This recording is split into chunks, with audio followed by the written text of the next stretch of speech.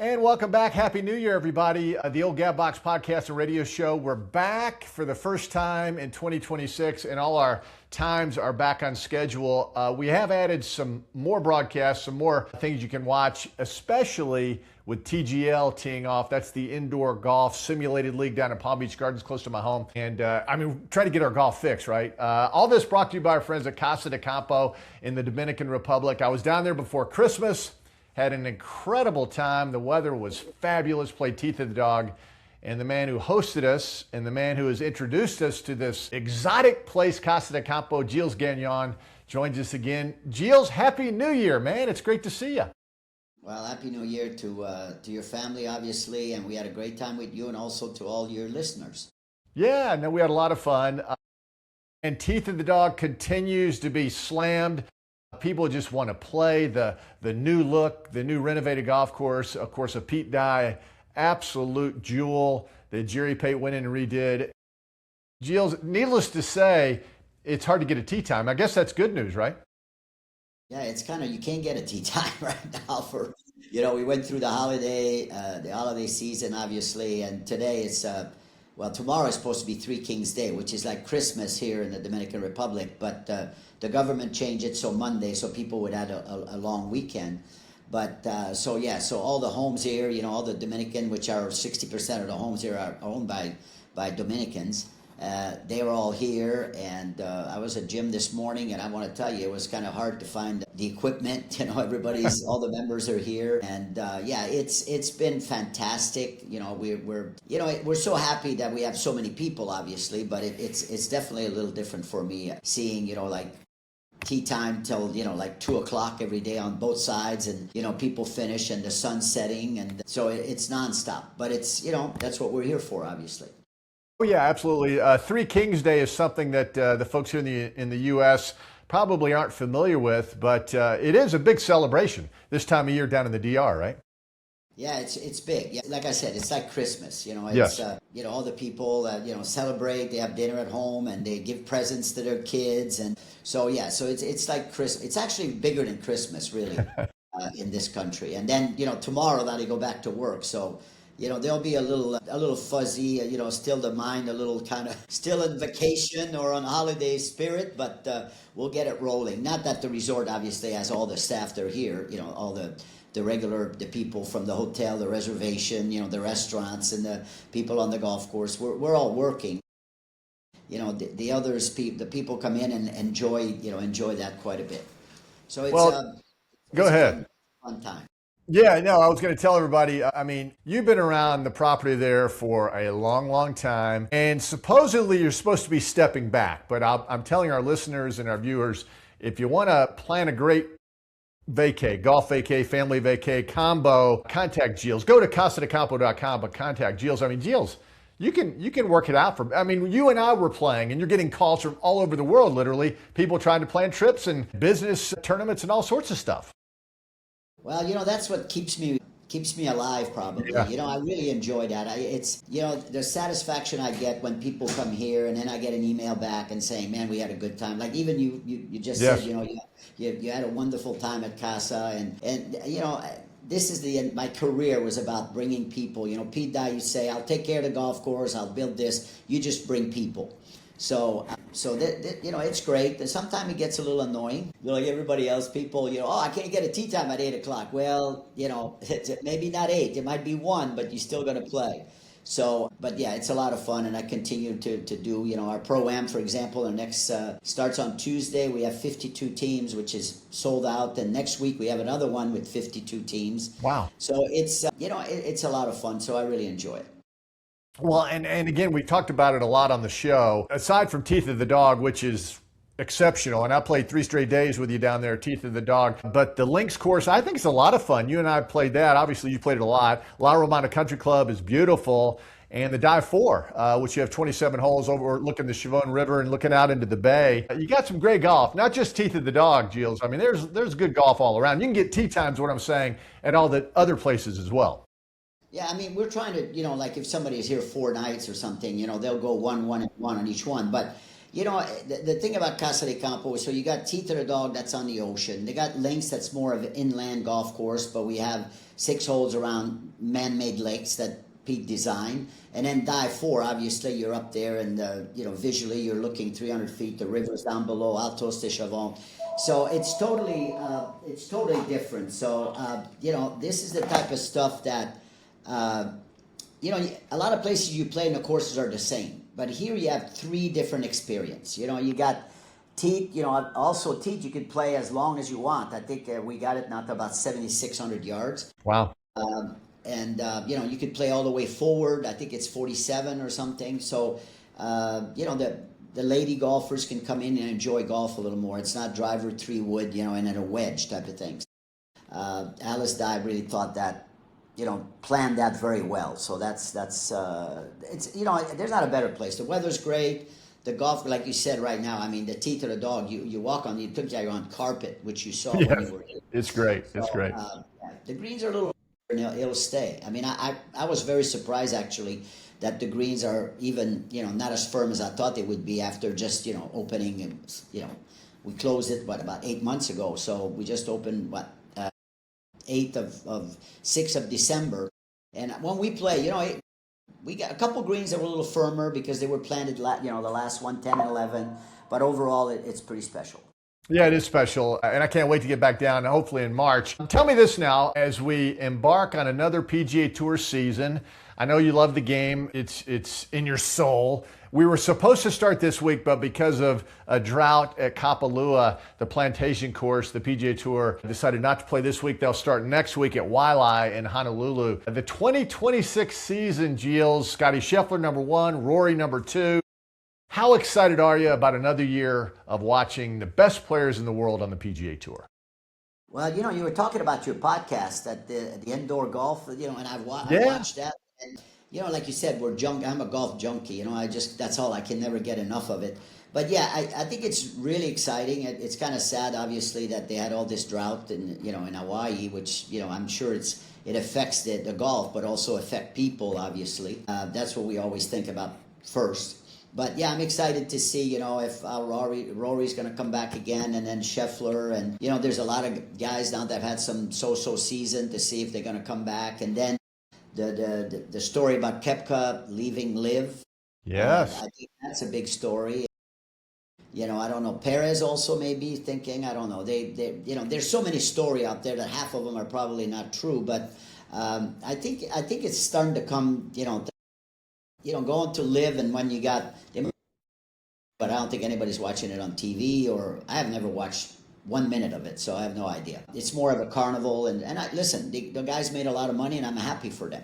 But I want to watch an event where, 4 days, and these guys go out there and grind it out, and there's a cut, and then they got to try to make the cut, and for the first 2 days, kind of exciting to see who's going to make the cut, who's going to miss the cut, last couple holes. So yeah, it's I look forward, and they're starting to watching football the other day. They're starting to to advertise about the Masters in April. Yes.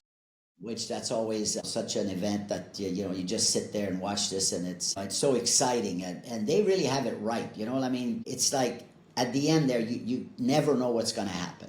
Like last year, Rory hitting it over the trees, duck slice or whatever it was. So it's really exciting. I mean, I actually get nervous. I'm sitting there. My wife Mary always says, "What are you nervous about? You're not playing." Anyway, so yeah, golf is, football is wonderful now, college football. Sorry about your Alabama team, but my daughters went to Miami, so I was kind of excited about that. And yeah, golf every week. I look forward to it. Golf Channel, listen to you on PGA.com radio, and so yeah. Good. I wanted to ask you this because, and you mentioned TGL, and we did off the top of the show. And Rory played last Friday, his team with Keegan Bradley, Michael Thorbjornsen. They won. Great to see Rory back. Of course, he's all over the world these days. And when asked point blank afterwards, listen, with Koepka leaving LIV, would you welcome Brooks to play in the TGL, which is all PGA Tour players? And Rory, I don't know if it was a setup question or not, but he said, listen, I'm part owner of the league, Tiger and myself. He goes, yeah. He goes, I think I have a say-so. If Brooks wants to play in TGL, we would love to have him come and play. Gilles, I thought that was reading, I was like, am I reading in between the lines, or was he just point blank saying, listen, I'm welcoming all these guys back, and it would be great to have Brooks back, even if it's in the indoor golf league? Well, what'd you make of that comment? Because I thought it was pretty telling. Yeah, I don't know if this was a way to do a nice PR job, not to get criticized on thing, but no matter what you say, they're gonna people agree, disagree. These guys went out there, and I think it hurt the PGA Tour for a while. And, well, obviously with the money they had to spend on all the lawyers and all that kind of stuff. But in some way, the purse rate were raised on the PGA. Some things have changed. So, I just hope that they get together eventually. And if he wants to come back, this is not the PGA Tour, obviously. Like he said, we're both owners, so they can make that decision. But I think the tour is probably going to be spent. They're going to probably be a little more selective on what they're going to do in terms of having these guys back, if they decide to come back. But, there's something about saying they're going to run out of money. It's hard for me to believe that these guys are going to run out of money. But I think eventually people say, okay, look, I got a ton of money, but, I need to get something back. I'm just not going to give it away. And then, I don't think it's grown in popularity. I don't think it's grown any bigger than it was at the beginning or when it was the big news. So, I don't know enough about this LIV and the contract. When I think there's a Ram, I think's contract is up now.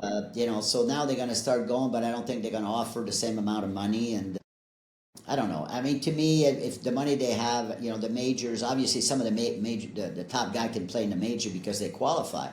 But that's still, this is what the career is all about, winning majors. How many majors you win, that's what makes you a Hall of Fame or a legend, basically. Yeah, because Koepka has 5 majors, that's for sure. It is interesting. The other, Rory appears on this podcast, friends of his in Ireland. And of course, he has a home over in Ireland, etc. It's called It's All About Football, which in essence is soccer over there. But he sits in a pub with friends of his who are from Ireland, and they ask him about LIV, and they said, would you welcome back DeChambeau and others without penalty? And he said yes. He goes, but the PGA Tour is a player-driven entity where it has to pass a vote. And he said it would never pass a vote because there's so many players that would be against it. But he has come out and said, I would love to have DeChambeau. I would love to have Rahm. I would love to have all these guys back, because it's his feeling that the best players in the world, number one, should all play together in the big events. But he said he feels they've already paid a price. He said the negative publicity they've received has been pretty severe, and he feels that they've already paid a price. What do you think? Well, I wonder, you're obviously more connected with the PGA Tour than I am. I'm just a fan, and I have a few people here that I've played with. Again, it's a question, did they lose necessarily a lot of sponsorship? Did Ram lose any of their sponsor? You would know that more about, obviously you wouldn't know that, but did that hurt them in terms of endorsement and stuff like that? Did that, make up? But Taylor Gooch, for example, I met him about the year that Cam Smith won the British Open. I was staying there with a friend of mine who has a place right behind the 18 at St. Andrews, and he was over there, and there was a discussion at the time what he should do. And if I remember, I think it was $20 million that he was offered, and a friend of mine is very successful and obviously did very well, and he said, if you get hurt, if you do this, you got to win. And I think, he's made his $20 million and he's made some money on that tour, but he hasn't played in any major, and nobody really know anything about him anymore, basically. And like you said, I think, thank God he made some money, because I think his career in terms of a golfer has been damaged, because he went there and nobody, you never hear of him.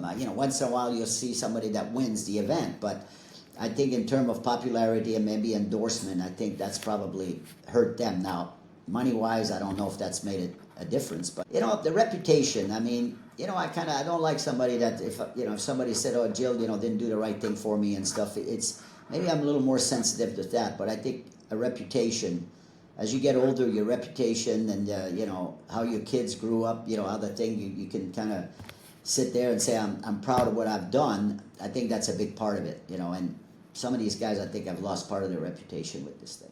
Yeah, that's what Rory's saying. He thinks they paid a price. And I think, again, reading in between the lines, I just feel after this year, 2026, I think LIV is going to go away. This is my personal opinion, and I think these guys will be welcomed back in some capacity because we're going to have smaller fields anyway, less events, more exclusive fields. So I think that's where we're headed in 2027 and beyond. Hey, I wanted to ask you this because you've become somewhat of a celebrity on our podcast and radio show. Everybody's talking about Gilles this, Gilles that, and I'm like, Gilles can flat out play. Give advice for the men who are watching our podcast, our radio, listening to our radio show. Because listen, you're 77 years young. You shot 71 just a few weeks ago, including a hole-in-one. You bested your age by 6 shots, Gilles. What is the key? What would you tell people who are getting older, but they love the game of golf? What advice would you give them to play their best golf as they get just a little bit older?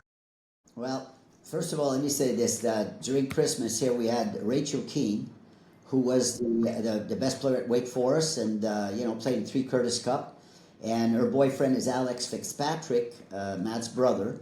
Right. And we played together, and at one point I was ready to give up the game. When this little 125-pound, literally, she's about 28 pounds. She's about 5'4", and I smoked one, and she was 55 yards by me, and pretty much every single time. Alex, hits this ball like it's out of sight, and her mother, Brenda Corey Keene, lost last year in the final of the U.S. Senior Amateur, and the year before this year in the final, last year in the semifinal. She's, I'm not going to tell her age because, they don't like to hear that, but man, she played even par on tee to the dog. But I think part of it is, for me, obviously I have the opportunity to play a lot of golf, and I'm very lucky about that. But I think the question is that you need to play a little bit within yourself. You know what I mean? We play, as you know, they moved us to the blue tees there. Yes. You hit a mile, but for me, the blue tees at about 64, 65 with firm green, that was a little, I started shooting a little closer to above my age during that time. But I think the key is, get it up and down. If you're not going to hit as many greens, you're not going to hit it as far. But I think if you get around the green, and the short game, I think is very important. And also, I decided about a month ago now that I would go to the gym in the morning and I work out. I know you work out quite a bit, but do some weight exercise. I have a little trainer here, and she helps me get stronger. I feel I'm stronger. You got to stay active. That's the key, for anything. If you sit on your butt all day, I could tell the difference between a month ago, how stronger I am now than I was. But I think that's the key, is to go out there, and even if you don't have a chance to play, maybe get those clubs, those orange ball there with a whippy shaft that you can swing, so you keep your flexibility and your club head speed. Because you're going to lose distance. There's no question about it. Compared to the wooden driver that I did, I haven't lost that much distance, but 235 now, you're driving at 300 yards, and we play with your buddy, our Canadian guy that hits it, little guy, hits it about 3.25. But I'll tell you what, it was pretty amazing. The one day she played at Die 4, she made 7 birdie and an eagle. And from the blue tees at about 63, 64. Literally, I'm telling you, she's 275, 280, and it's up in the air, and it's beautiful to watch. And she is just a little buster.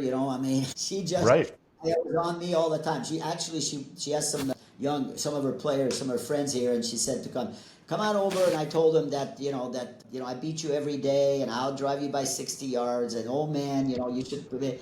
She's really a lot of fun. I love the family. They have a kid that's at Bucknell, one of the brothers at Bucknell now, and it's really a wonderful family. But yeah, stay active, go out there, play golf.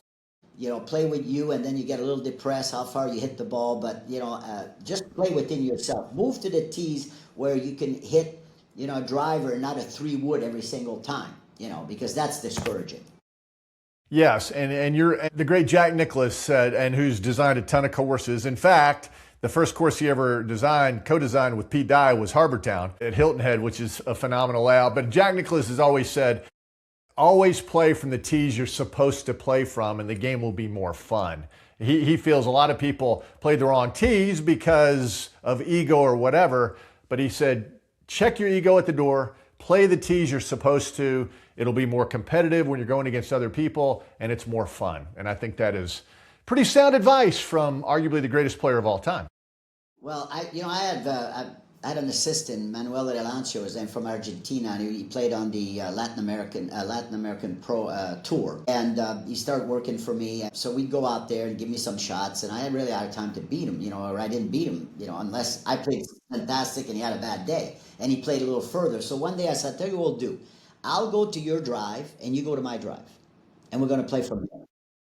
I kicked his butt sideways that day, Wow. because I'm sitting there with wedges in my hand. He's sitting back there that he's not used to be hit 6-iron or 7-iron to the green, And he would tell you that because that was funny. We did that. I just came up one day. I said, "All right, I'll go to your drive. You go." I said, "I'm not going to try to miss it, obviously. I'll just hit as good as I can, but then we switch." Well, like even with Rachel, 50 yards ahead of me, 50 yards is a bunch of clubs, on a par Yeah. three, I hit 6-iron and I hit it a little short. She hit 8-iron like all the way in the back.